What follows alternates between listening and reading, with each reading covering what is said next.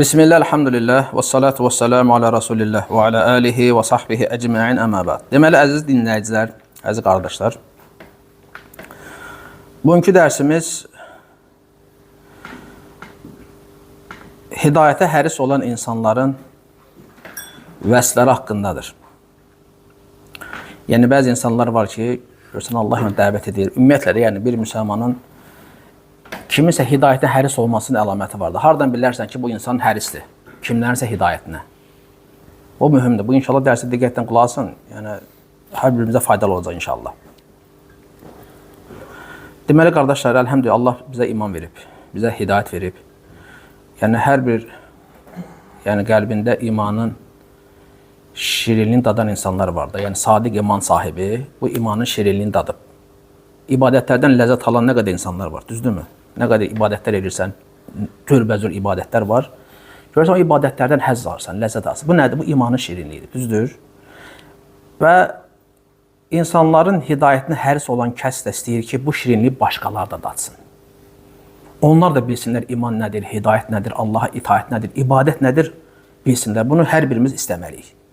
Çünki Peyğəmbər sallallahu aleyhi və səlləm buyurur ki, özünə sevdiyini başqa insanlara sevməyən kəsin imanı kamil olmaz. Deməli, özünə istədiyi başqaları üçün istəməlisən. Sənin də bu həyatda ən çox istədiyin şey nədir insanın? Təbii ki, Allahın razını qazanmaq, düzdürmü? Axirət diyarında. Ən çox qorxduğumuz şey nədir?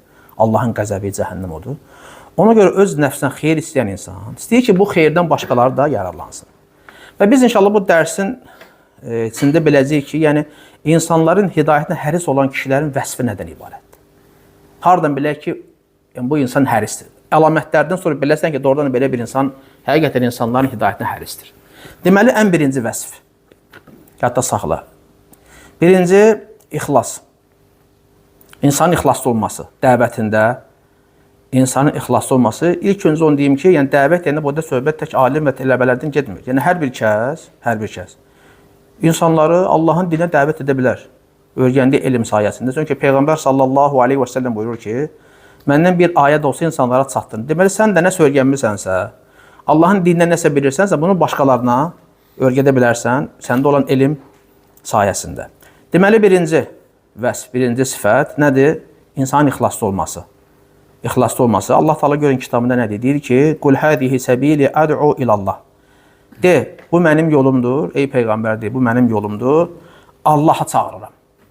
Deməli, Allah yoluna dəvət edən kəsin birinci qəsdi nədir? Allahın razılığını qazanmaq və dəvət edən insanın birinci işi nədən ibarətdir?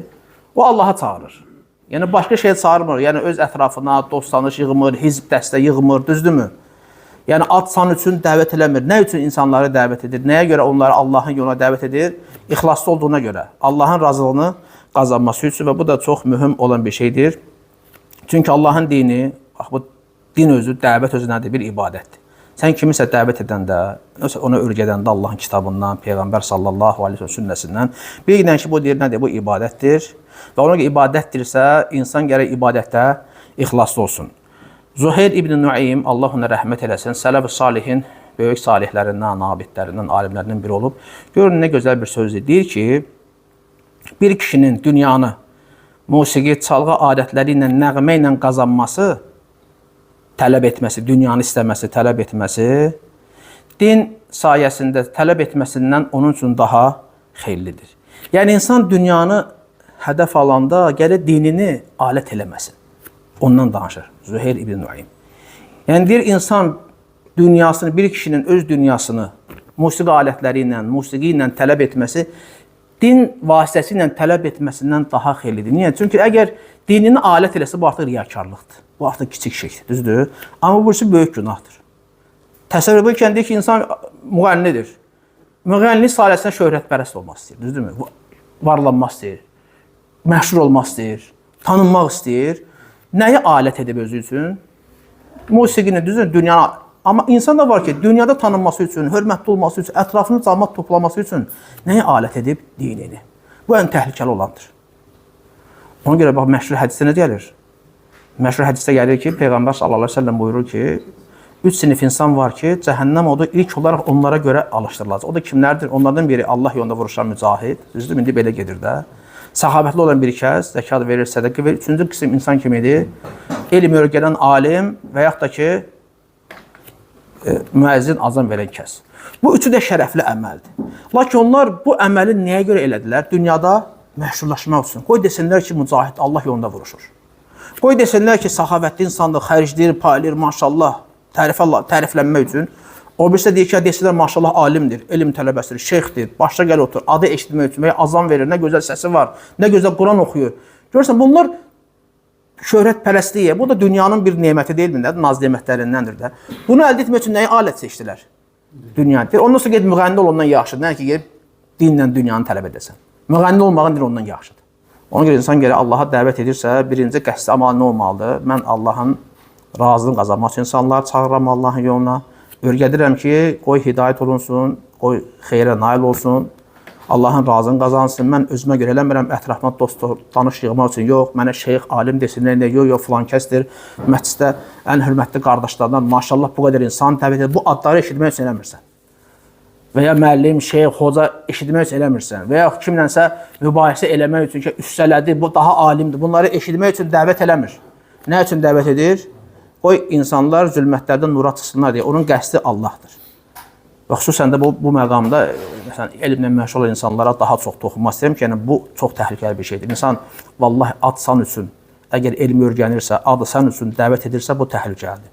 Belə insanlar haqqında Peyğəmbər sallallahu aleyhi və səlləm buyurur ki, kimdir Allahın üzünü ummaq üçün öyrənilən bir elmlər var, şəriət elmləri. Kimdir onu dünya nemətlərindən bir şey üçün öyrənərsə, cənnətin iyini belə hiss eləməz. Deməli, qardaşım, sən oxuyursansa, dəvət edirsənsə, yəni insanda şəriət elməni öyrənir, nə badə birdən niyyətindən keçər ki, qoy desinlər ki, maşallah şeyx gəlir. Müəllimdir, gəl başda otur, orada otur, yəni, belə elə ətrafını adamlar yığır ki, filan kəsin cəmaatındandır. Bu adlar üçün edirsənsə təhlükəlidir. Və ya bir vəzifə sahibi olmaq üçün bəzi ölkələr var ki, orada məsəl üçün şəriət universitetlərinin diplomları keçərlidir. Gedir müəllim işləyir, gedir hakim işləyir, gedir polis işləyir, nə bilim, maaş almaq üçün. Nə badə deyir, bax, bunu özünə qayə eləyəsən. Onun ki, insan dəvət edirsə, Allah üçün dəvət etməlidir. Ayə də göstərir ki, deyir, bu mənim yolumdur, mən Allaha çağırıram. Deməli, bizim dəvətimizdə məqsədimiz Allaha çağırmaq. Deməli, bu vəsf, ixlaslı olmaq vəsf kimin vəsflərindən deyir? İnsanların, hidayət həris olan kəslərin ən birinci vəsfidir, bunu yadda salır. Kim ixlasla Allahın yoluna dəvət edirsə, deməli, bu nədir? Doğrudan da insanların hidayətinə həris olan kəslərdən biridir. İkinci vəsf, nəfsi aşağı görmək. Allah üçün öz nəfsini sındırması, alçatması, Allah yolunda dəvət etdiyi zaman gələn əziyyətlərə səbr eləməsi. Kim səbr eləmirsə, dəvəti belə yarımçıq qoyub gedirsə, mən və ailəm özümüz, başqalarının işim yoxdur, bilginən ki, bu insanlar hidayətinə həris olan insanlardan deyil. Dəvətçi insan da bilməlidir ki, o kimisə dəvət edəndə, qardaş, heç kəs onu gülçəklə qarşılamayacaq. Ayağının altından xalçalar sərən deyirlər. Kim belə fikirləşirsə, ondan sonra elə dəvətin başını bıraxsın, otursun evində. Bu, onun üçün daha xeyirdir. O, hara dəvət hara. Deməli, sən əgər Allaha iman gətirmirsənsə, qardaşım, və insanlara xeyir öyrədirsənsə, onların hidayət olunmağını istəyirsənsə, bilginən ki, çətinliklər olacaq, məşəqqətlər olacaq və öz nəfsini sındırmalısan, aşağı görməz, Allah üçün səbr eləməlisən. Bu, ən birinci, ən mühüm olan şeylərdən biridir. İnsan gərək həmişə Allah yanında özünü aşağı görsün. Dəvət edirsənsə, bunlar hamısını gözün qabağına gətirməlisən. İbn Məsud, Allah ondan razı olsun, Peyğəmbər sallallahu aleyhi və səlləm sahabələrindən biri, deyir ki, hədisdə buyurur ki, deyir, mən sanki deyir, Peyğəmbər sallallahu aleyhi və səlləmin Peyğəmbərlərdən birinin hekayəsini danışdığını görürəm. Yəni, xatırlayır o günləri. Deyir, qövmü onu vurdu, al qana bolandı, üzündəki qanını silərək dedi ki, Allahümmə xfir li qavmi fə innəhum la ya'lemun. Ey Allahım, qövmümü bağışla, onlar nə etdiklərini bilmirlər. Deməli, sən dəvət edəndə çətinli məşəqqət ola bilər. Görürsən, bir vaxtlar dəvətin təzə yayılan vaxtda saqqal saxlamaq çətin idi, qardaş. Hamı əziyyət çəkirdi. Evdə doğmalarından əziyyət çəkirdin saqqal saxlayan. Elədir, yoxsa yox. Qonşu, qohum, əqraba səni barmaqla göstərir. Bunlar filan kəslərdir, saqqal saxlayırlar. Nə bilim, nə qədər adlar, ləkələr yaxdılar. Çətin deyildi, amma səbr eləyənlər, Allah həmd olsun, onlar xeyir içində oldular. Amma səbr eləməyəndə insan görürsən ki, çətinlik üzərinə çətinlik gəlir. Ona görə insan dəvətdə gərək bu şeylərə dözməlidir. Allahın, vallahi, dinini yayırsansa, Allah üçün yaşayırsansa, sən çətinliklə üzləşə bilərsən və yadda saxla. Dünyanın acısı, vallahi, axirət şirinliyidir. Nə qədər insanlar olacaq ki, qiyamət günü deyir ki, kaş ki, mən daha çox müsibətə uğrayardım, daha çox çətinlik görərdim, mükafatlarım daha çox olar. Görəcək cənnəti, Allahın ona verdiyi nemətləri. Deyir, kaş ki, bunlar çox olaydı. Bu nə vaxt çox olur? İnsan daha çox səbir edəndə, düzdürmü? Daha çox, yəni Allahın dini yaşayanda, itaəti daha çox olanda hamı Firdovsa düşmür ki, qardaş, düzdür? Firdovsa çatanlar kimlərdir? Bunlar peyğəmbərlər, sıddıqlar, şəhidlər, salihlər. İndi hamı Firdovsa sakin olmayacaq. Firdovs da cənnətin ən üstün mərtəbəsidir. Deməli, hər kəs cənnətdə nemətləri görəndə deyir, kaş ki, daha çox səbir edərdim. Kaş ki, daha çox müsibətə uğrayardım. Kaş ki, daha çox çətinlik çəkərdim. Amma nemətləri, Allahın verdiyi nemətlər də bir o qədər çox olaydı. Ona görə insan, dəvət edən insan bilsin ki, çətinliklə qarşılaşacaq. Bu labüddür. Bizdən qabaqçılar çətinliklə qarşılaşıblar. Peyğəmbərlər tutmuş salihlərə qədər. Hamısı çətinlik görüb, məşəqqət görüblər, lakin səbr ediblər. Və Allah da onları layiqincə və artıqlaması ilə mükafatlandırıb. Bizdən əvvəlkilər mişarla onları doğrayırdılar. Lakin onlar Allahın dinindən geri çəkilməzlər. Sahabələr gəlir, ey Allahın Rəsulü, görürsən nə qədər incidirlər, bizə əziyyət verir. Bəlkə bizə dua edəsən, Allah bizə asanlıq versin. Allah Rəsulü onlara səbr etməyə öyrədir. Səbirli olmağa. Deyir, sizdən qabaqçıları deyir, mişarla doğrayardılar. Lakin onlar Allahın dinindən dönməz. Deməli, insan dəvət edirsə, çətinlik görəcək. Gördün çətinlik, mənlik deyil, mən getdim, ancaq öz namazım deyirik, sən insanın hidayətin həris deyilsən. Sən hidayət olunmusansa və iman nədir bilmisənsə, o imanın şirinliğini dadmısansa, sən mütləq istəməlisən ki, başqa da bu şirinliği dadsın. İstəmirsən demək, sən həris deyilsən. Sən insanların hidayətini istəmirsən. Bax, bu ikinci ən böyük əlamətlərdən biri, insanların hidayətinə həris olan kəslərin əlamətlərindən ikincisi nədir, qardaşım? Səbirli olması, dəvətdə gələn məşəqqətlərə dözməsi, öz nəfsini aşağı alçaq görməsi. Necə ki, burada gətir İbn Cəvz, İmam Əhməd haqqında. Deyir, İmam Əhməd öz nəfsi Allah üçün çox aşağı gördü. Necə ki, Bilal nəfsini alçaltmışdı Allah üçün.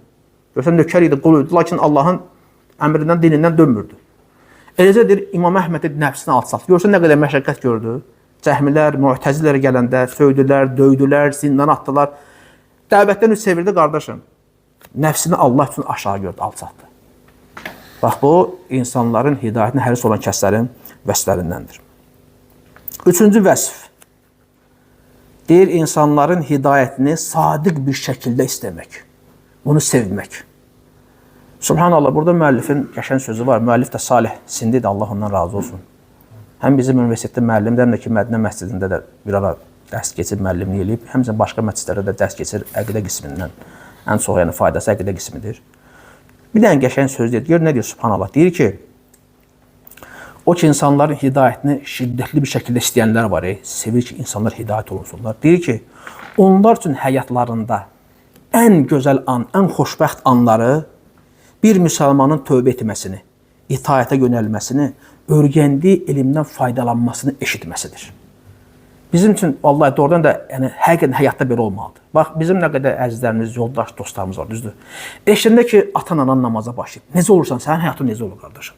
Deyirsən ki, vallahi mənim həyatımda ən gözəl an bugün mənim anamın namaz qılmasıdır. Atamın namaza başlamasıdır. Qardaşımın namaza başlaması. İndi adam var da qardaşı deyək ki, tüfeyli həyat yaşayıb. Amma eşidir ki, hidayət olundu. Bu necə olar səncə? Vallahi soruş, deyəcək qardaş, mənim həyatımda ən xoşbəxt günüm mənim bugün qardaşımla bərabər cəmaət namaz qılmağımdır. Atamla, anamla bərabər məscidə getməyimdir. Hələ bu ən əzizlərimizin hidayətini eşidəndə, tövbə etməsi ki, gör indi digər insanlar necə? Hamısı bunu istəməliyik. Eşidirsən ki, bir müsəlman Allaha asidir, tövbə etdi. Bu səni sevindirməz, qardaş. Asilərin biri də azaldı. Öyrəndiyi, eşitdiyi elmdən faydalanır, əməl edir. Bu bizi sevindirməli deyilmi, qardaş? Bax, bu insanların hidayətini həqiqi şəkildə istəyənlərin vəsflərindən biridir, qardaşım. Və həyatının ən xoşbəxt anı bir müsəlman tövbə etməsini eşitməsidir. İtaətə yönəlməsini eşitməsidir. Nə qədər dostlarımız olub, hidayət olunur, səninlə məclisə gəlir, sevinirsən, düzü dostum olub, cahiliyə olub, can filan kəs, cahillikdə belə adam idi. Amma bugün məclisə gəlir, sevinmirsən, qardaş. Və başqa bir şeysə, filan kəs tanırsan kimdir, avvela. Hidayət olunur, nə danışırsan, təəccüblənirsən, sevinirsən ki, o hidayət olundu. O, necə dilləri, o vaxt Ömər ibn Xattab hidayət olunanda, hələ hidayətdən qabaq, o sahabə əri ilə qadın, ər-arvad hicrət edəndə Ömər ibn Xattab bunları görür. Deyir, çıxıb gedirsiniz, deyir, hə, əlimizdən gedirik. Deyir, mənaca deyirəm, dinimizi yaşamağa qoymursunuz. İndi hamısı Məkkə sakinə, Məkkə də o balaca bir yer idi də. Əlimizdən gedirik ki, rahat dinimizi yaşayaq hicrət edəndə. Ömər kövrəlir. Baxmadı, eyni qəbilədir, eyni qövmdür, qonum qonşudur. Baxın, nə qədər də onların dininə müxalif olsa, yəni dədə babasının dinində idi bax. Amma yenə ağrıyır da, pis olur ki, yəni bizə görə bunlar çıxıb gedirlər. Deyir, yolumuz açıq olsun, gedin. Qadın deyir ki, Ömərin baxana təəccübləndim də. Nəsə, ona ümid gəldi ki, Ömər belə deyirsə, o zalım Ömər. Çünki çox əziyyət verir daxı möminlərə. Deyir ki, bu nəsə hidayət olunmağa oxşayır. Ərinə dedi ki, Ömərin eşşəyidir, uzun qulağı deyir, hidayət olunar, deyir, bu hidayət olunmaz. O da əlini üzmüşdü. Amma Allah hidayət verində necə müsəlmanlar sevinirdilər. Ömərin, Həmzənin İslam'a gəlməsi o gün müsəlmanların izzətli olmaqlarından idi. Həqiqətən. Bax, belə insanların hidayətlə necə sevməyəsən, Abdüləziz? İnsan da oradan sevinir ki, filan kəs nə danışsa, namaza başlayıb təəccüblənirsə, bəlkə də can, əlhəmdülillah, xoşbəxtlik bir hissləri səndə hormonlara uyanır. Bax, bu kimin vəsfidir, qardaşım? İnsanların hidayətinə həris olanların vəsflərindən biridir. Sufyan Əs-Səvri, Allah ona rəhmət eləsə, o da hədis əhlindən bilirsiniz. Görün nə deyir? Deyir ki, əgər hədis əhli, yəni hədis öyrənənlər, hədis eşidənlər, deyir, mənim yanıma gəlməsədilər, yəni hədis öyrənməsin, mən onların qapısına gedərdim. Niyə? Həris ki, nəsə öyrənib, eşitsin, əməl eləsin.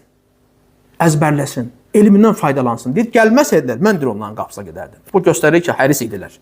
İnsanların hidayətini. İnsan elm öyrənəndə əməl edən hidayət artmır, qardaşım, artır. Və bunlar belə idi. Həmçinin burada, bax, Səhl ibn Asim, Allah ona rəhmət eləsin. Onun da qəşəng bir sözü var. Deyir ki, Züheyr ibn Nuaymə deyir, belə bir söz deyir. Yoldaşlar, dostdular. Deyir ki, ey Əbu Abdurrahman, deyir, nəyəsə ehtiyacın varmı? Dostu yoldaşlar, deyir, nəyəsə ehtiyacın varmı? Deyir ki, bəli, var. Deyir, nəyə? Deyir, sənin Allahdan qorxmaq var. Sənin, deyir, Allahdan qorxmağın bu divarın qızıla çevrilməsindən mənim üçün daha sevimlidir. Yəni, tək sən hidayət üzərində ol, Allahdan qorx, asi olma, bu mənə daha sevimlidir. Nəyin ki, bu divar qızıla çevrilsin. Nə edirəm, bu qızıla çevrildi?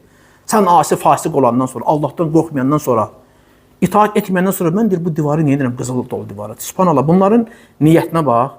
Burada bir dənə də qəşəng fayda var. İnşallah ki, onu buradan çıxartmaq olar. Kim çıxardar onu? Deyəsən, bu mövzunu danışmamışıq da burada, hə? Burada bir dənə də fayda var. Bax, deyir ki, mənə ehtiyacın var, deyir, hə? Deyir, nə də ehtiyacın? Deyir, sənin Allahdan qorxmaq. Düzdürmü? Deyir, sən deyir, yəni Allahdan qorxmağın mənim üçün bu divarın qızıla çevrilmək daha xeyirlidir, daha sevimlidir. Bu niyə deyir? Orada bir dənə də fayda var, mühümdür. Yox, o aydın məsələ. Bir dənə də mühüm fayda var. Kişi dostun dinindədir. Sən yaxşı olsan, mən də yaxşı olacam. Deməli, sən Allahdan qorxan birisi olsan, qardaş, mən də Allahdan qorxanam. Sən itaat üzərində olsan, qardaşım, mən də itaat üzərində olacam. Çünki kişi dostundan faydalanır, təsirlənir, düzdür, elə də yoxsa yox. Ya biz dostumuz axıra kimi olacaq, sən itaat eləsən, mən itaat eləsəm, dostumuz qorunacaq, yox.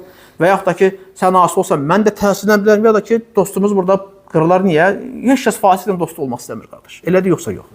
Yəni, sadiq aman sahibi də, qardaş, mən fasiqlə asi niyə dostluq edeyim ki? Burada dostluq qırıldı, yoxsa yox.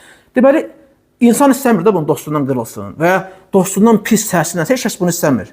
Deməli, sən Allahdan qorxsan, onu demək istəyir ki, sən Allahdan qorxsan, qardaşım, mənim ehtiyacım budur. Çünki insan əsas axirət deyilmi? Sən Allahdan qorxsan, mən də Allahdan qorxacam. Çünki kişi dostun dinində, sən zəifləsən, mən də zəifləyəcəm. Nə qədər belə insanlar olub ki, dostlarına görə həlak olublar, qardaşım, olmuyor belə şeylər. Dostundan qırılmayıb, qardaş, gedib asif, fasıq olub. Elədir, yoxsa yox.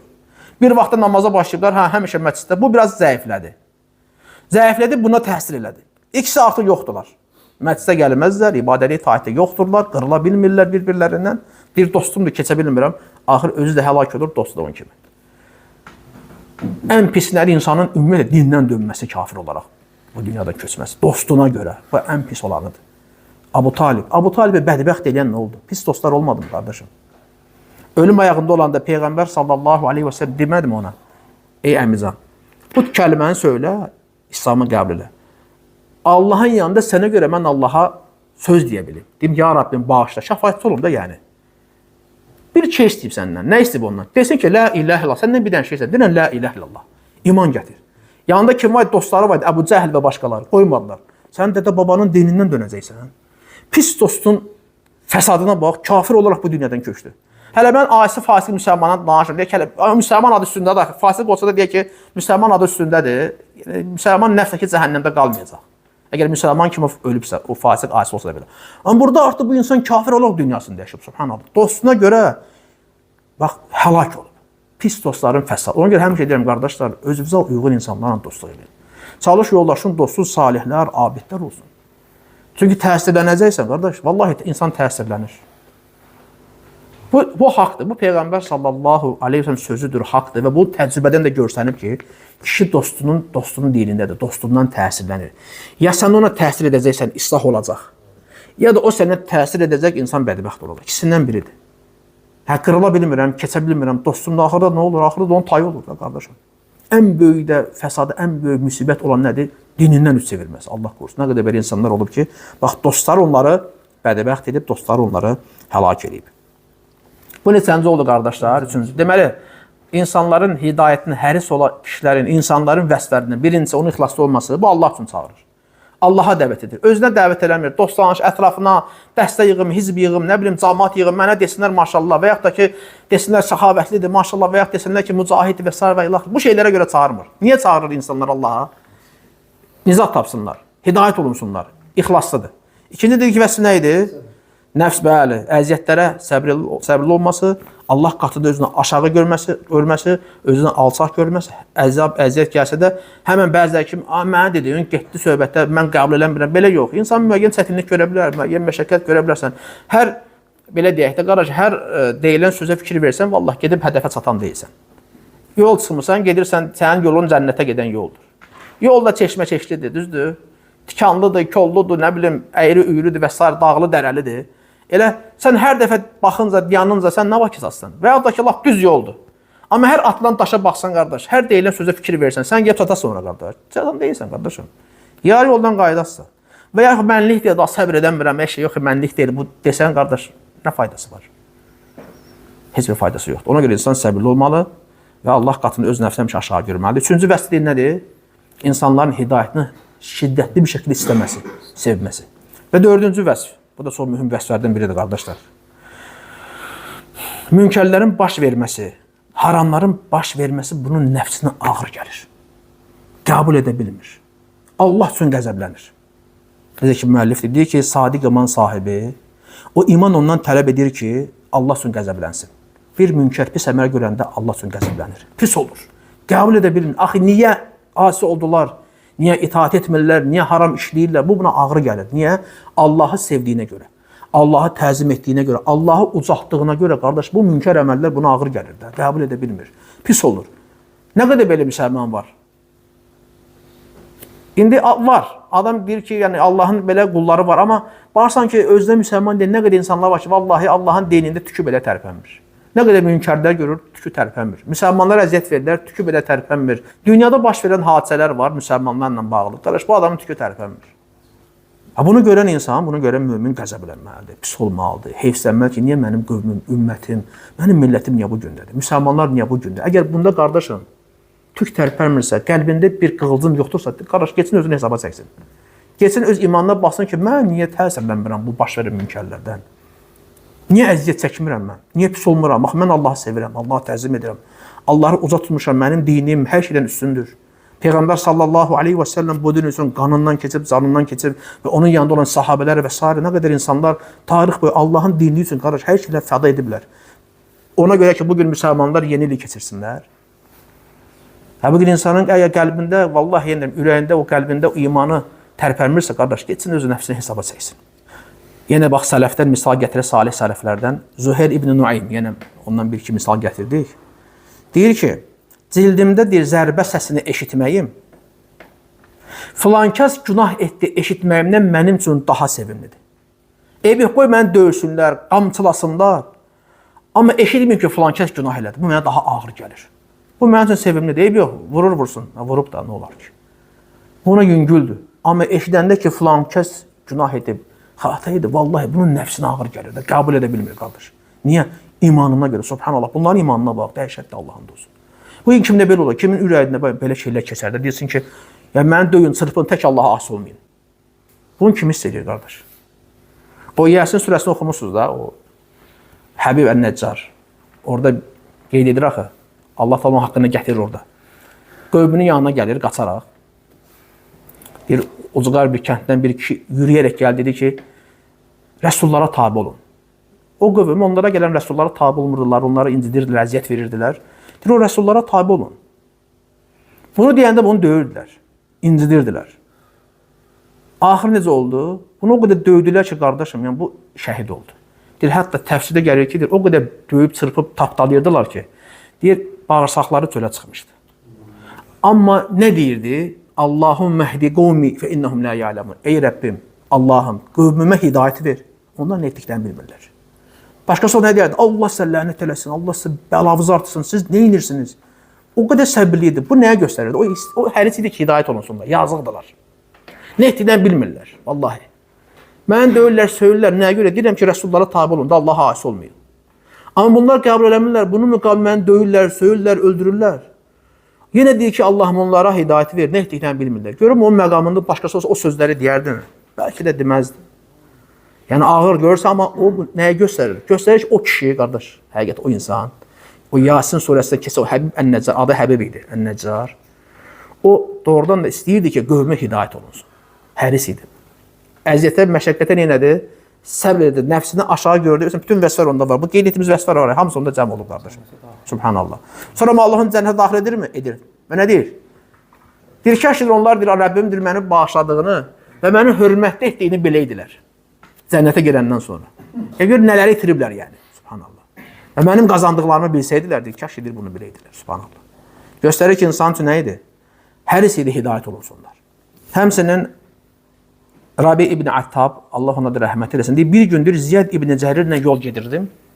Hamısı sələfi salihdir. Salih sələflərimiz. Deyir ki, Ziyad ibn Cərir bir nəfərin əmanətə and içdiyini eşidir. İndi o vaxtlar var idi, onda da var idi, andda şirk var idi. Bizdə bugün demir, işıq haqqı, nə bilim, göz haqqı, nə haqqı, çörək haqqı, duz haqqı, bərəkət haqqı. O vaxtda var idi, əmanət and olsun. Hətta Allah Rəsulü zamanında atalarına and içdi, atamız and olsun, and içdi. Allah Rəsulü qadan elədi ki, yəni bu şirk də olmazdı. İndi işləyir ki, bir kəs deyir ki, əmanət and olsun. Deyir, baxdım, gördüm, ağlayır. Dedim, səni ağladan nədir ki? Dedim, filan kəsin əmanətə and olsun dediyini eşitmədin. Günahda axı şirkdir. Kiçik olsa da nədir, qardaşım? Bu şirkdir də. Deyir ki, içalatımın bir tökülməsi, qanaması, içalatımın qanaması, tökülməsi deyir, mənim üçün daha sevmədi. Nə ki, onun deyir, əmanətə and içməyini eşitməyimdən. Onun əmanətə and içməyindən mənim üçün deyir, nədir, daha sevimli. Ebi o, çalatımı qaşısınlar, töksünlər, tək o sözü eşitməzdim. Allahu akbar. Niyə? Bu asiliyi qəbul eləmir. Bu Allaha asiliyi qəbul eləmir. Şirki qəbul eləmir. Münkər əməllərə qəbul eləmir. Pis olur ki, niyə bu insan Allahdan qeyrisinə and içdi? Sən bundakı imana bax, subhanallah. Allahı təzimə bax. Ona görə o kişilərin sayəsində vallahi bu din gəlib çatmıyor bu günə, qardaşım. Bugünkü müsəlmanlar var, o Allah islah eləsin, hamısı biz də onların içində.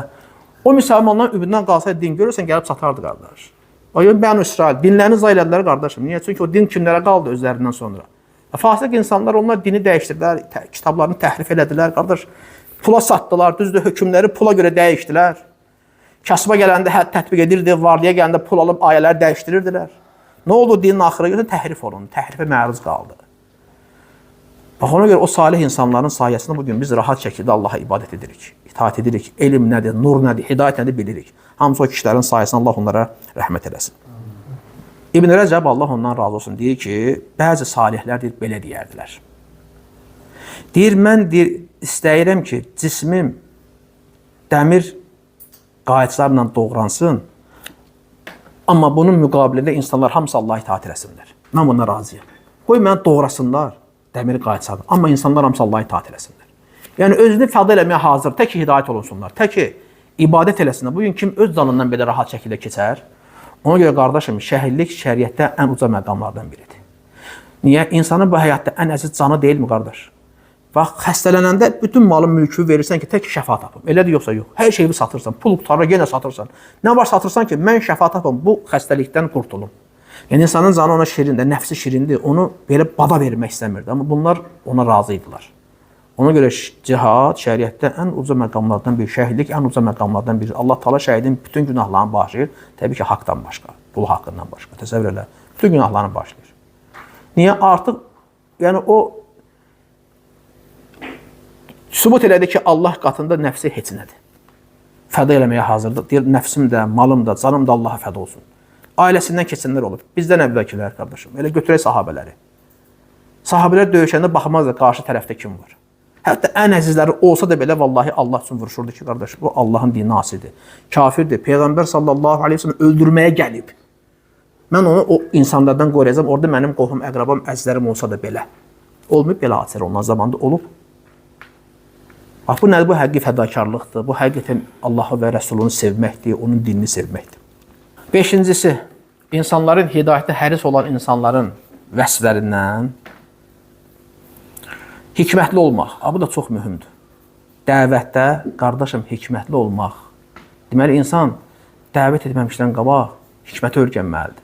Dəvətin üslubunu öyrənməlidir. Hardan başlayıb, harada bitirəcəyini qardaşım bilməlidir. Körana necə gəldi dəvət eləmək olmaz. Allah-u Teala kitabında buyurur ki, "Ud'u ilə səbili rabbikə bil hikmə." Rəbbinin yoluna hikmətlə dəvət elə. Yəni hikmətli bir şəkildə.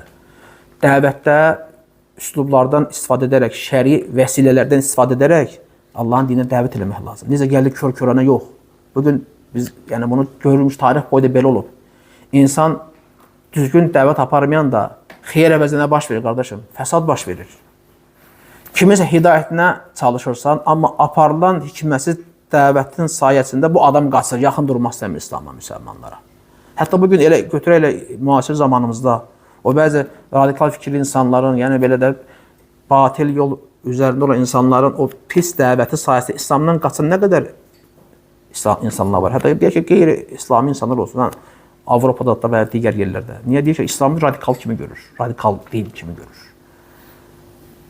Niyə görə? Bəzi o müsəlmanların hikmətsiz davranışlarına görə. Və ya normal həyatda belə görürsən, kimisə dəvət edir, diriyib divara. Bütün fərzləri, bütün vacibatda yükləyir, bütün haramlardan danışır. Bu deyir, qardaş, mən hamısını eləyə bilərəm bunu.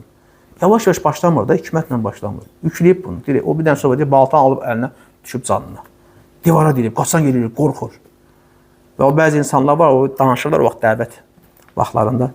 Girirdi avtobusa, gördü, üzərlik götürdü, camaatçı apartırlar. Sən nə az, avtobusda 20 kişi var. İndi bu insanların hələ qalıb axı, qabında qalıb şey, bu üzərlik, gözmüncuğu və s. Nə bilim, orada kiminsə bir seydin şəkildə götürüb atır, deyir, bu nədə asmışsan burada, atır, avtobusa 20 kişi deyir, bu nə danışır, biz belə böyümüşük, yəni camaat belə böyük, bax. İndi Allah həmd olsa ayrılırlarkən bu şəkil məkildir, yəni bu şeylər faydası yoxdur da qardaş, ağıllanıblar. Niyə? Artıq əlhəmdülillah dəvət alim və s. Belə başlı adamlar sən də kim sənə söylənərmi qardaş? Yox. Hikmətli olmaq lazım. Birinci yavaş, şərt deyil ki, sən hər münkəri görən kimi yerindəcə onu bir formada dəyişəsən. Elə şey var ki, əlinlə eləmirsən, danışıqla dəyişirsən. Elə şey var ki, orada sən məcbursan, susursan. İnsan hikmətli olmayanda deyir, bax beləcə hər şey kördür. Növbəti vəsflərindən, insanların hidayətə həris olan kəslərin vəsflərindən bacardığı qədər mülayim olması. Mülayimliklə bəzənmək. Rifq deyilir də buna. İnsan gərək mülayim olsun dəvətdə. Vallahi kobudluq fayda vermir. Bəli, Allah Rəsulü elə momentlər, məqamlar olub ki, orada biraz da olsa səhvlik eləyib. Məsələn, üzünün qızartısından, qəzəbindən bilirdi ki, razı deyil bu əməldən. Lakin üsluba baxsan görərsən ki, yəni əksər hallarda mülayim olub. İnsanlara təbəssüm edib, hətta kafirlərlə belə. Nə qədər səbirli olub və s. Mülayimlik vallahi ancaq xeyir gətirər. Allah Resulü sallallahu aleyhi və səlləm Ayşəyə görün nə dedi ki, ey Ayşə deyir, Allah deyir, rafiqdir. Ər-rafiq Allahın adlarından biridir, mənası mülayim olandır. Yumuşaq, mülayim olan. Yuhibbur rifqa, Allah Teala mülayimliyi sevir. Rivayətdə gəlir ki, bütün işlərdə mülayimliyi sevər Allah Teala. Bir digər rivayətdə gəlir ki, o şeydə mülayimlik olarsa onu bəzəyər, o şeydə ki, səhvlik olarsa deyir, onu neynəyər, körləyər. Allah Teala Peyğəmbər haqqında deyir ki, وَلَوْ كُنْتَ فَضًّا غَلِيظَ الْقَلْبِ لَنْفَضُّ مِنْ حَوْلِكَ. Əgər sən sərt, qaba, kobud birisi olsaydı, ətrafından qaçardılar. Elə yoxsa yox. Amma necə bir insan idi? Mülayim, yumuşaq. Hətta döyüş meydanında belə, subhanallah, sahabələrə deyirdi ki, yəni gözləyin, hələ tələsmin. Məsələn, Əliyə nə deyir? Deyir, ey Əli, onların deyir, meydanına atıldığın zaman gözlə. Yəni, hələ vuruşmağa tələsmə. Allahın onlar üzərində olan vacib haqları onlara bildir. Nəfsin əlində olan Allah'a and olsun ki, onlardan birinin hidayət olunması sənin üçün qırmızı dəvələrdən xeyirlidir. O vaxtda qırmızı dəvələr ən böyük mülk hesab olunurdu. Ən dəyərli mülk hesab olunur. Bu deyil, məsələn, nəyin var? Qalikin var da, düzdür məsələn. Bahalı maşın var. Ondan da deyək ki, bahalı maşınlar var. Elə bir dəyərində bir şeydir. Qırmızı dəvələr. Çox dəyərli bir şeydir. Çox qiymətli bir mini idi.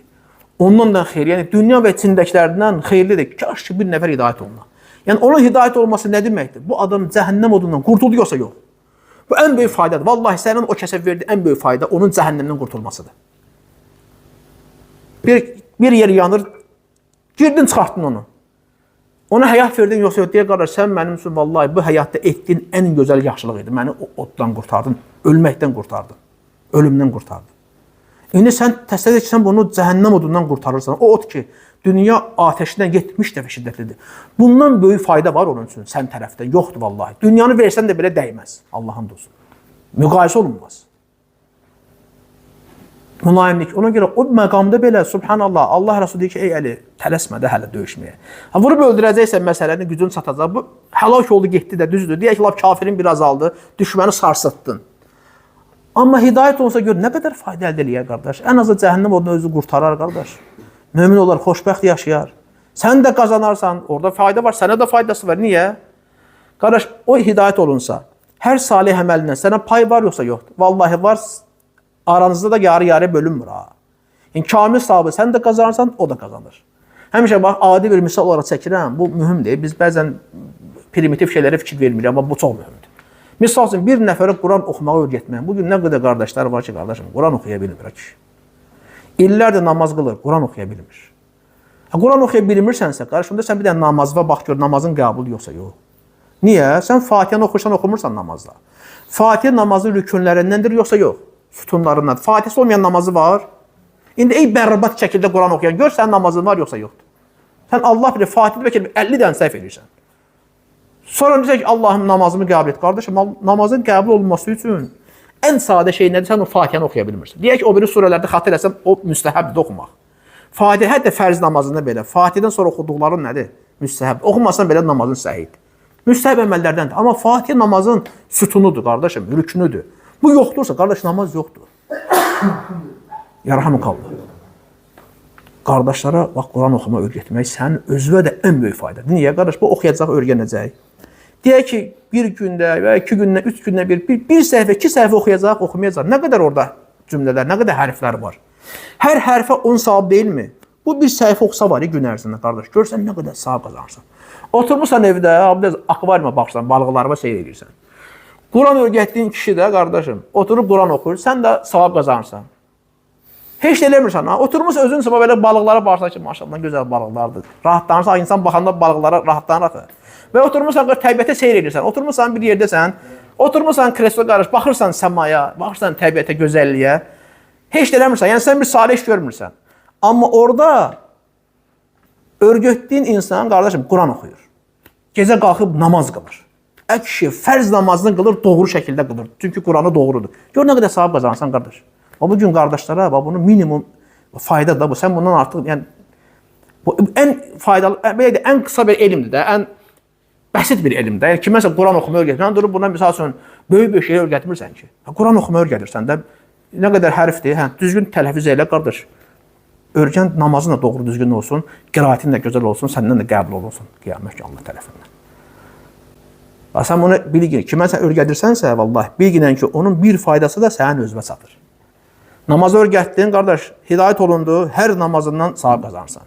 Hər yaxşı salih əməlindən savab qazanırsan. Tək namazdan yox. İnsan hidayət olundu sənin səbəbində. Nə qədər salih əməllər edəcək? Bəlkə ümrəyə getdi, bəlkə həccə getdi, bəlkə. Nə qədər salih əməllər, hamısından payın var, qardaşım. Qiyamət gün gələcək, görərsən ki, tərəzin ağır gəlib. Ya Rabbim, bu əməllər hardandır? Sənə deyiləcək ki, filan kəslərə bunu öyrətmişdin. Bax, o mükafatlarda sənin də var. Tərəzin ağır gəldi, girdin cənnətə. Allah bizi onlardan eləsin. Deməli, insanların hidayətinə həris olmağın vallahi bir faydası qalır, sənə qayıdır, biləsən. Ona görə öyrətməyə həris olmaq lazımdır. Minimum bir şey. Qardaşım, görürsən, Quran oxuya bilmir, oturub bekardır, Ramazan ayıdır. Qardaş, öyrət qoy Quran oxusun da. Ramazanda, Ramazan yaxınlaşır, elə bir şey qalmıyor. İndi hamı bilet alır. Paketlər yayılır, filan qiymətə, filan paket, ümrə paketindən nə. Qardaşım, indi bu yazıq bu insan, indi bax, Ramazan gələcək. Bugün günü nə ilə keçəcək, qardaş? Ramazan ən süləmə Quran oxumaq deyək, qardaş. Hani nə qarasın, sən oturub bütün günü neyini izləyəsən? Örgənsinlər, bunu dedim ki, o qardaşlar deyim ki, ey qardaşlar, Quran oxuya bilməyənlər, qardaş, Quran oxuma örgən gedən, yoxsa vallahi günün güzaranın faydasız keçəcək. Ramazanda da ən əfzəl əməllərdən biri Quran oxumadır. Çünki Quran Ramazan ayında nazil olub. O gün bütün salih insanlar Quranı xətm edirlər. Bütün iman əhli, sadiq insanlar, qardaş, Quranı xətm edir. Ən azı bir dəfə edir, qardaşım. Heç oxumamaq, bu müsibətdir, vallahi müsibətdir. Bundan sonra sən hansı ibadətdən ləzzət ala bilərsən? Qardaş, sən Quran oxumursan. Ramazanda da Quran oxumadınsa nə vaxt oxuyacaqsan qardaşım? Və siz də qardaşlar, yəni mən hamıya nəsihətim oldu, izləyicilər olsun, siz olsun. Kimsə bilmirsə, qardaş, dinən gəl səni öyrədim. Heç sən demirəm, vallahi gündə 10 dəqiqə buna vaxt sərf edirsən, 10 dəqiqə. 10 dəqiqə də Facebooka girmədən gəl bura qardaş, 10 dəqiqə səndən hərf öyrədim. Qardaş, bu bir ayı qurtaracaq. Mən özüm 2 həftə öyrənmişəm. Qardaş, bizə Allah ondan razı olsun, qardaş. Bax, vallahi sizin ki, mənim kimi bir qardaş idi. Heç yerdə oxumayıb, qardaşım. Məscid əhlidir. Sağ olsun, yığdı bizi başına 4-5 nəfər idi. Dedi, gəlin sizə Quran oxumu öyrədim, Allah hamd olsun. Desəm ki, bəlkə tanıyarsınız. Yəni, Ahmet belə tanınan qardaşdır. Ha, qardaş, yəni bu adam bizi Quran oxumu öyrətdi, Allah ondan razı olsun, qardaşım. Onun səbəbi ilə kimsə öyrənibsə, vallahi, o oxumasa da o savabını qazanır. Deyək ki, bugün oxumayıb, dünən oxumayıb, sıra gün oxumayıb, amma o günləri oxuyanlar var. Ona savab qazanmanı səbəb olur. Subhanallah. Bir də qarşı müəllim yoxdur. Müəllim lazım deyil, Quran oxumayı öyrənmək üçün. Hamımızın bildiyimiz primitiv şeylərdir, hərflərdir, həm məxrəclərdir, indi kitablar da başlayırlar. Özün oxuduğun, həm özün oxuyub təkrarlayırsan, həm də öyrədirsən, subhanallah. Ona həris olmaq lazım bu şeydir mənim gözəl qardaşlarım. Deməli, mülayim olmaq, yumuşaqlıq, bu.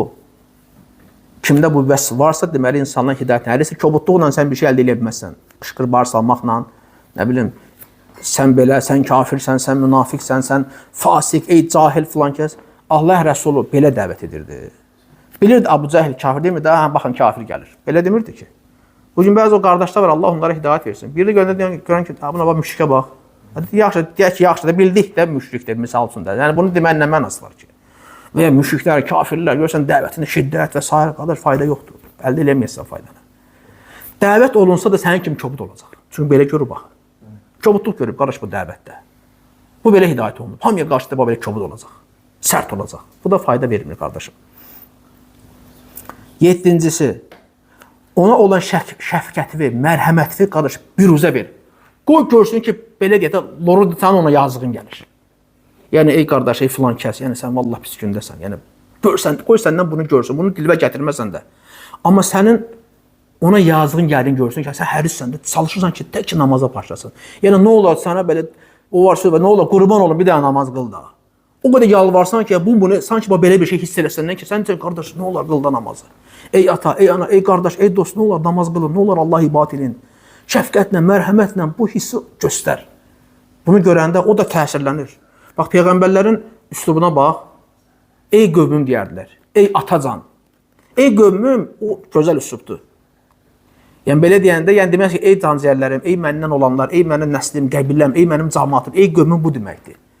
Allah Rəsulu dəvəti, Allah ona əmr edən ki, açıq-aşkar dəvət elər, necə başlayırdı? Ey Abdümənaf oğulları, öz nəslinə xitab edir, ey filan ki, Haşimlər, ey Əmim Abbas, ey qızım Fatimə, ey bibim filan kəs. Yəni, göstərir ki, mən sizə qarşı şəfqətli, mərhəmətliyim, sizə yazığım gəlir.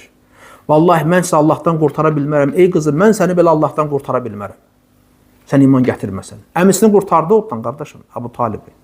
Abu Talib'in o vaxt müsəlmanlara etdiyi köməyi, bugün özdə müsəlman deyəndə o İslam üçün əmir, qardaşım. Qoruyub Allah Rəsulunun. Tək o yox. Elə Haşimlər özləri, o Haşimlərin içərisində müşrik olanlar var idi. O vaxt ki, Peyğəmbər sallallahu aleyhi və səlləm və sahabələr Məkkədə boykot edədilər. Məkkədən çıxarıb 2-3 il Məkkəyə girə bilmədilər, ticarət eləmədilər, alış-veriş, qız vermək, qız alma, yox. Aclıq dövrü idi. 3 il boykot ediblər, qardaş. Heç də tapmır deməyə. Ağacın yarpağını, ağacın gövdəsini girdilər, belə nə tapdı yeyirdilər, belə deyək də, qardaş. Sən bilirsən, o boykotda Haşimlər də var idi. Müşrik idi. Deyir, amma mən deyir, əmioğlunun yanındayam. Bizim uşağıdır. Əmioğlu bizim qəbilədəndir. Haşimlərdəndir. Nə olsun dinində deyiləm. Amma məndən bir can parəmdir. Məndən birisidir. Bugün onu eləməyən müsəlmanlar var, din üçün, İslam üçün. Vallahi. Adına müsəlman qoyub, belə bəhbəhlə də deyir, mən müsəlmanam. Onlar qədər deyil. Eləməyib. Təbii, indi bu müsəlman deyil, yəni ondan xeyirdir. Lakin deyik, sənin xidmətin yoxdur bu İslama. Başa düşürsən mi necə? Halbuki o müşriklər nə qədər çox belə baxanda xidmətdir. Allah Rəsulü qorumaq ən böyük xidmətdir. Kafirlərdən qorumaq, ölümdən qorumaq ən böyük xidmətdir, qardaş. Abu Talib də bunu edib. Abu Talib sağ olana qədər ona əziyyət vermədilər Allah Rəsuluna. Belə deyək də. Amma ondan sonra başladı əziyyət verməyə, qovmağa və s. Ona qədər qoruyur, himayə edir. Bu ən böyük yaşlıq deyil ona qarşı. Allah Rəsulü ona yaşlıq dəydi, onu da beləsən. Abbas da deyir, əmisi deyir, ey Allahın Rəsulü deyir. Abu Talib sənə görə qəzəblənirdi, səni qoruyurdu. Yəni sənə yaşlığı dəyib, sənin ona yaşlığın nədir? Deyir, mənim də ona yaşım deyir. Ən böyük yaşım nədir ona? Deyir, mənim səbəbimlə deyir, cəhənnəm odundan, yəni cəhənnəmin ən üstün qatındadır. Mən olmasaydım dibinə düşərdi. Hələ ən yüngül cəza da bu kafir üçün. Yəni, mən olmasam cəhənnəmin dibində olaydı. Mənim sayəmdə cəhənnəmin ən üst təbəqəsindədir.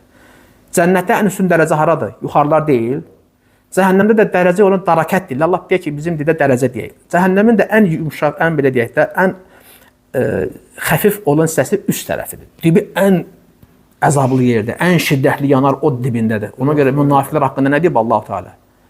Münafiqlər cəhənnəmin dibində olacaq. Ora ən əzablı yerdir.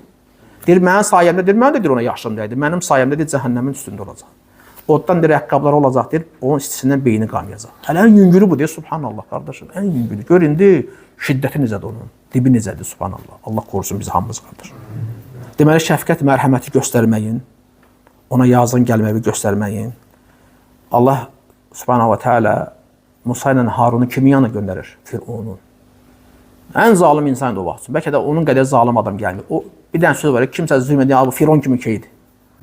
Yəni Firon da zalim olsa, biz zalimlara dedik ki, bu Firon kimi bir zalimdir. Yəni, Firon gör nə pis nümunədir, subhanallah, nə də ibrətli nümunədir.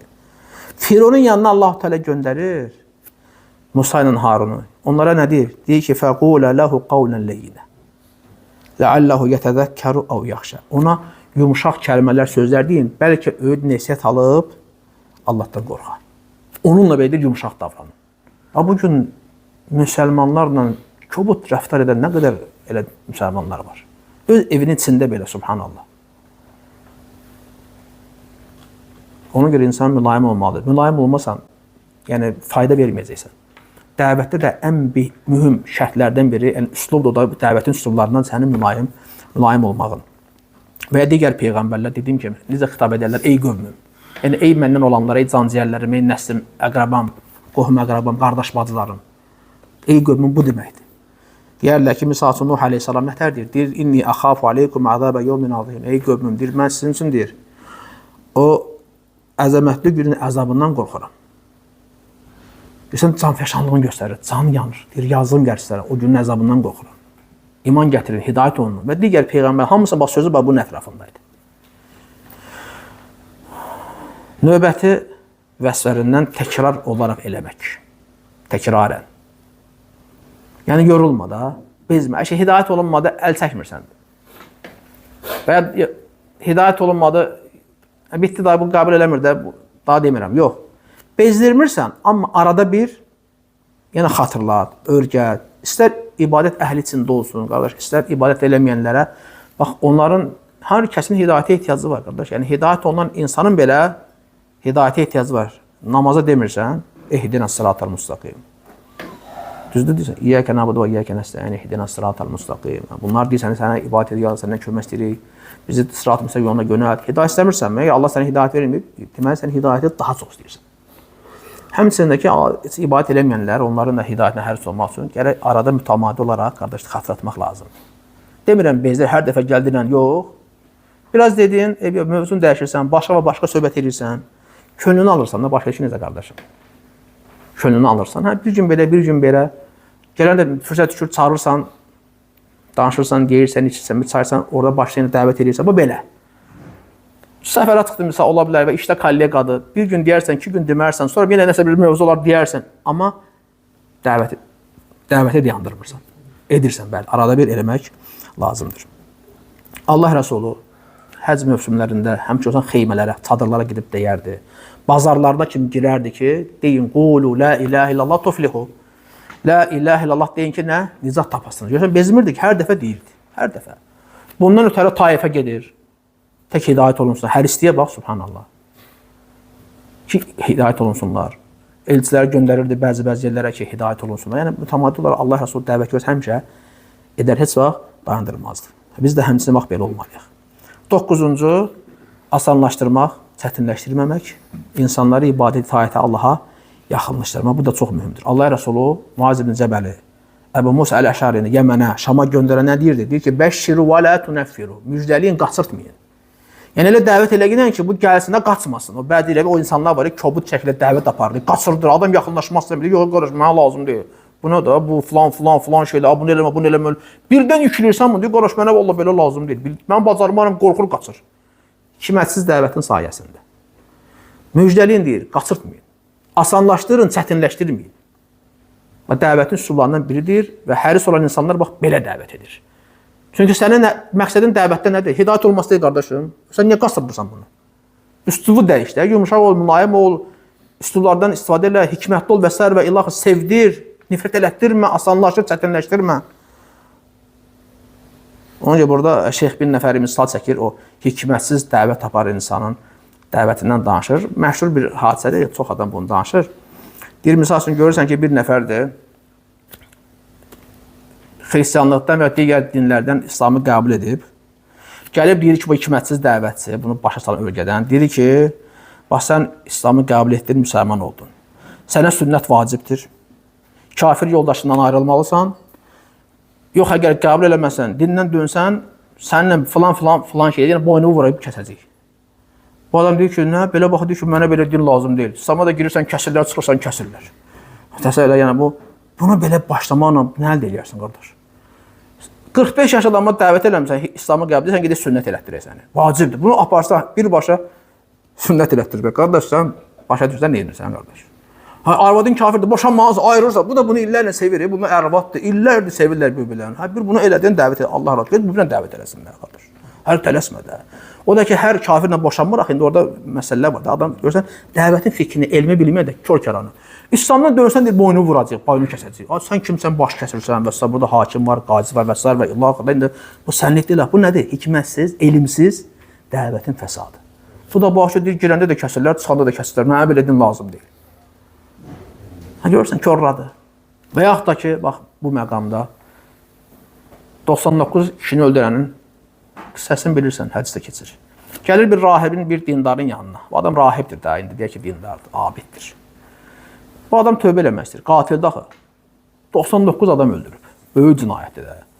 Deyir, mənə tövbə varmı? Nə deyir? Deyir, yox, sənə tövbə yoxdur. Allah səni bağışlamıyor. Vurub bunu da öldürür.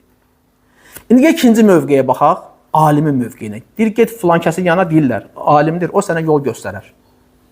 Gəlir, deyir ki, mən deyir, 100 adam öldürmüşəm. O 100-cünü tamamlayır da o birisi ilə, rahiblə.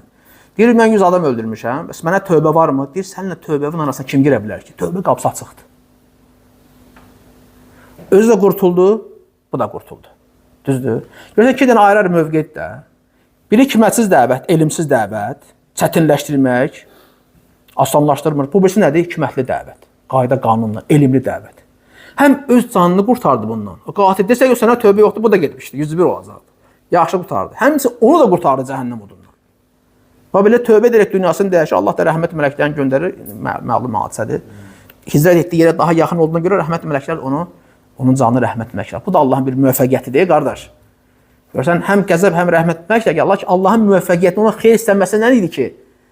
O hicrət etdiyi yerə, yəni müsəlmanların, ibadət əhlinin, abidlərin yaşadığı yerə gedirək hicrət eləməyə. Ki, ged orada yaşada, sən burada qalsan, yəni günah içində batacaqsan.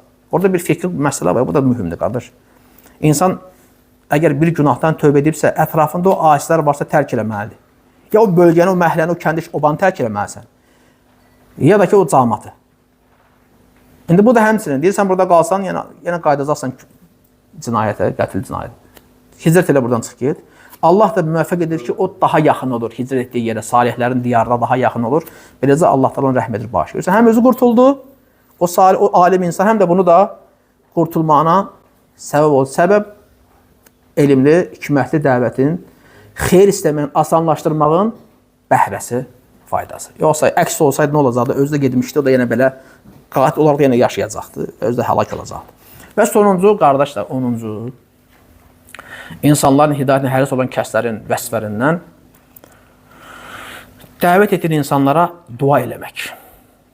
Duada onları unutma. Həm özünün sabit qalması üçün, həm də onun sabit qalması üçün, hidayət olunması üçün, qardaşım, dua elə. Yəni, dəvət elədim, qəbul eləmədim, yox. Dedim, qəbul eləmədim, dedim, bitdi, yox. Həmçinin dua eləmək. Peyğəmbər sallallahu aleyhi və səlləmin yolu buydu, qardaşım. Kimisə, görürsən, bax, dəvət edəndə, örgədəndə onlar üçün dua edərdi, hidayət olunmaqları üçün, sabit qalmaqları üçün. Ən böyük qissələrdən biri bu babda, bu məsələdə. Elə o zina etmək cavanın qissəsi. Gəlir Allah Rəsulü məclisinə sallallahu aleyhi və səlləm. Deyir ki, Allahın Rəsulü, mən zina eləmək istəyirəm. Cavan oğlan da şəhvətlidir. Görün ki, cavanlar nə haldadır. Hələ o vaxt bu zina eləmək istəyir. Bax, görün ki, cavanlar Allah bunlara hidayət etsin. Adam lap yazıq gəlir. O fitnə fəsad vaxtı yaşayırlar.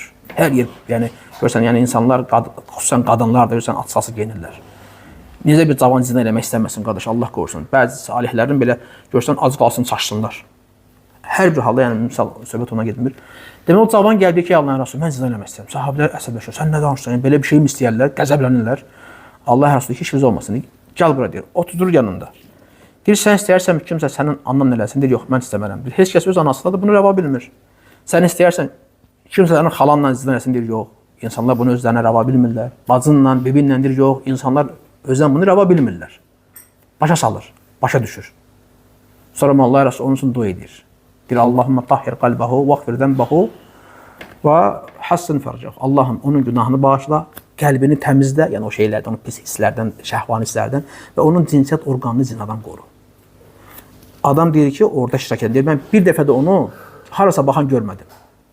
O söhbətdən sonra, yəni Allah Rəsulü o dəvətindən, o duasından sonra deyir, bir daha deyir, onu qadınlara baxan görmədim, subhanallah. Gözünü belə çəkib. Hələ etmək nədir? Baxan deyir, görmədim. Deməli, dəvət edəndə duanı unutma, qardaşım. Fərq yoxdur, kim olursa olsun, kimisə dəvət edirsən də, hidayət olmanı istəyirsən. Deməklə kifayətlənmə, həmçinin dua elə. Allahım ona hidayət ver, otur evdə, qeybində dua, ya Rabbim hidayət ver, yaxşı oğlandır. Və ata-ananı dəvət edirsən, Allahım onlara hidayət ver və ya bacı qardaş, dost tanır. Yəni, duanı da unutmaq lazım, tək deməklə kifayətlənmirsən. Allah Rəsulunun dəvətdə mənhəci buydu, dua eləyərdi. Xeyr istəyərdi ki, yəni, qoy hidayət olsun. Həmçinin səbəb də dua eləməyindir. Tufeyl ibn Amr gəlir Allah Rəsulunun yanına. Qəbiləsinin ağsaqqalı olur, Seyyid ağası idi. Özü hidayət olunmuşdu, gedib dəvət edirdi, qəbul eləmirdilər. Deyir ki, Allahın Rəsulü, qövmüm hidayəti sənin yolunu qəbul eləmirdi, İslamı seçmədi. Onların əleyhinə bəddua elə. Orada olana dedilər ki, həlak oldu Davs qəbiləsi. Saat Allah Rəsulü bəddua eləyəcək, məhv oldular. Nədir Allah Rəsulü? Allahümmə hdi Davsən. Allahım Davs qəbiləsi hidayət ver və atibihim onları bura gətir. Allahu akbar. Mərhəmət, şəfqət, üslub. Elə də olur. Hidayət olunurlar, gəlib qoşurlar müsəlmanlara. Görürsən, dua mühümdür. Taifə gedəndə, orada həm də Allah olsun mərhəməti, şəfqəti var, mülayimliyi var, fikir versənmi? Həmçinin Taifə gedəndə daşqalıq edib qovurlarmı Taifdən? Qəbul etmirlər də dəvətini. Cəbrail əleyhissalam gəlir bir mələklə, deyir, dağlar mələyi ilə gəlmişəm. Əmr elə, bu iki dağ onların başını aşırsın. Nə deyir? Bax, daşqalıq ediblər, qovublar, qəm, qüssə, kədər içərisindədir, hüzün içərisində ki, hidayət olunmadılar, məni qovdular. Allahın dinini qəbul etmədilər, gör nə kədərli bir hal idi. Deyir, yox, deyir, ümid edirəm ki, deyir, onların deyir, belindən tək bir Allaha ibadət edib, ona şərik qoşmayan bir insanlar çıxar, zürriyyət gələr. Elə də olur, Taif diyarı, Saudiya diyarı, hamısı tövhid əhlidir, Allah həmd olsun. Yəni, müsəlmanlar İslamı qəbul edirlər. Mərhəmət, şəfqət, hidayət olunmaların bir üzə verməsi, mülayim olması, dua etməsi, hamısı, bax, görsən, vəsflər hamısı cəm olub Allah Rəsulunda, sallallahu aleyhi ve sellem. Deməli, onun yolunu tutan, gedən hər bir kəs, fərqi yoxdur. Müsəlman olan kəs, həyatını onun həyatına oxşatmalıdır. Həyatımızın bütün sahələrində, fərq etməz. İstər Allah ibadətdə olsun, istər insanlarla rəftarında olsun, qardaş, istər dəvətində olsun, sənin mənhəcin onun mənhəcinə uyğun olmalıdır. Uyğun olmazsa, qardaş, bərəkət yoxdur. Allah hamısına hidayət versin, Allah bütün müsəlmanlara hidayət versin, doğru yola qaytarsın hər birini, bizlər də sabit eləsin bu yolda. Allah ibadətdə, Allah itaətdə, Allaha dəvət, hər birimizi Allah Taala sabit eləsin. Allah Subhanahu taala dərslərimizə, Allah Subhanahu taala dəvətimizə bərəkət versin. Bütün əhl-i sünnət alimlərinin, tələbələrinin, dəvətlərinin Allah Taala dəvətinə bərəkət versin. Allah salihlərini çox eləsin, hamısını mübarək insanlardan eləsin. Allah müsəlmanları mübarək eləsin. Belə, subhanakallahumma bihamdika, əşhədu an la ilaha illə əntə, əstəğfiruka və etûbu ileyk.